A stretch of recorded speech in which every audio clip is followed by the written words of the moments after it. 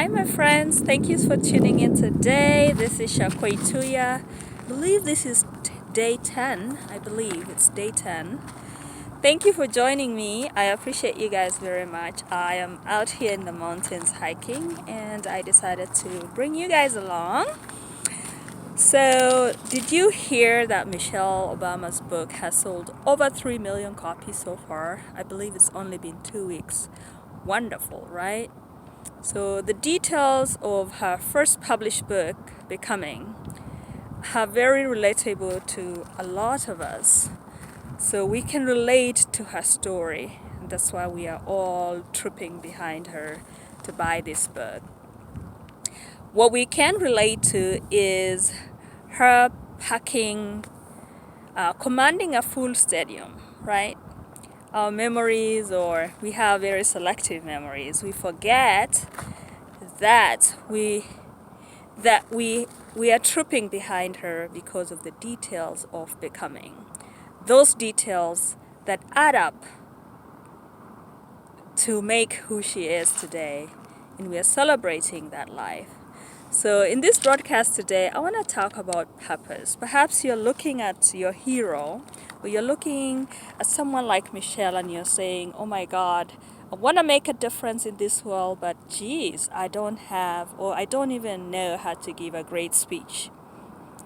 Or I don't even have a platform. I don't have resources. I am nobody. I am struggling to make ends meet. So just to let you know, it's in the details.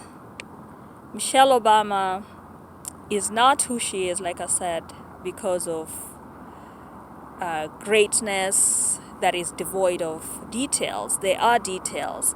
If you read her book, I think it's in page 66, you will see a story that she's telling when she was in high school. She was told by the school counselor that she was not a Princeton College material, and oh boy, did she not listen to that to that counselor. So she ended up going to Princeton, of course, because she didn't listen to that. And we know about her because of the 56 million people that voted for Barack Obama. How many people make up 56 million people? One person times 56 million people, right?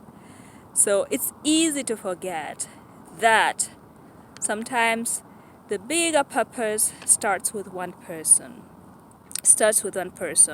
And it adds up. So we know about her because of 56 million people, but one vote at a time, right? One vote at a time. You know, the story is told of John F. Kennedy when he visited the NASA Space Center. So he saw a man who was a janitor carrying a broom. So he walked to the man and asked the man what he was doing, to which he said, Mr. President, I'm helping put a man to the moon. I'm helping put the man to the moon. So we can create purpose in everything we do. You don't have to be a president. You don't have to be a manager. You don't have to have a big position to create purpose. You can create purpose where you are with the position that you have. You know, Martin Luther King, 6 months before he was assassinated, he gave a speech to high school students. He told them to create a blueprint for their lives. What is that? To create purpose in their lives. And he told them of the details of the process of building structure in their lives. What should entail a purpose. So Martin Luther King told them that a life full of purpose should have, that these students should have deep belief in their own dignity. They should have some worth in their own somebodyness. To always feel that they count, that they have worth, that their life has ultimate significance. Why does believing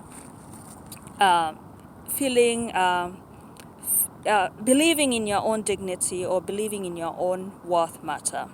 It matters because people who believe in their own somebodyness come to the table with ideas, having confidence that they count. They come to the table happy. They come to the table with ideas. So I'm going to urge you to do the same. That wherever you are, whatever platform you have today, to come believing that you are worthy, to come believing that you are a person of significance. When you believe in your own worth, then you bring value. You bring value. And that's how to build, that's one way to build purpose in your life. Another thing he told them was that they must have the principle to achieve excellence in anything that they did. So set out to do whatever you do very well. So when doors open for you, when your prayers are answered, do everything or receive that blessing and grow that blessing like somebody who is grateful. You know, your life might be average today, but excellent will increasingly be true to everything you do as you rise up to put purpose back to what you do. Back to what you do. So, you know, there's a scripture that says that if you're faithful in little things, you will be blessed with greater things. If you're dishonest with little things, you're going to be dishonest with bigger things. So if you're working for somebody today and you feel like, oh, I'm not going to put my 100% because this is not my company, then you're not going to be excellent when you have your own company. They say charity begins at home. So do everything you do today with excellence, no matter where you are, and create purpose where you are. You know, when you discover that God called you for a purpose, then you will be at that job for a purpose. Then you'll begin to feel like you're born into that family for a purpose. Be in that marriage for a purpose. Be in that church for a purpose. So I'm going to ask you the same thing that Martin Luther King asked those students back in 1967. So this is what he told them, that if it falls that you are a street sweeper, sweep streets like Michelangelo painted pictures. Sweep streets like Beethoven composed music. Sweep streets like Shakespeare wrote poetry. And sweep streets like Shakespeare wrote poetry, and sweep streets so well that all the hosts in heaven and earth will have a pause and say, here lived a great sweeper who swept his job so well. So don't wait for a eureka moment to discover your purpose. Don't wait for a prophecy from a pastor that is so far away who doesn't know you. Or don't even sweep streets for a prophet who doesn't know you, waiting for him or her to give you a word supposedly from God to give you purpose. Don't. Start where you are, doing excellent things, just like Martin Luther King encouraged those students. So, purpose starts by doing good, just like Jesus did. So you can start by doing good everywhere you go. You know, just like Jesus did good everywhere he went. And he created a big purpose, and that's why we have so many followers. You be like Jesus. For every waking day, I'm going to ask you a favor. Every day you wake up, ask yourself this question: what good shall I do today? Thank you so much for tuning in. I'll see you tomorrow. God bless you. Have a great weekend. Let me continue with my hike. I don't know if you can see where I am. I'm going to show you a little bit. Let me see if I can show you. I'm on top of a mountain. Where is it? Da-da-da-da. Where are you? I can't see. Sorry guys, I can't see. But if you can see, that's where I am. I'm on top of a mountain. It's beautiful out here. The weather is wonderful.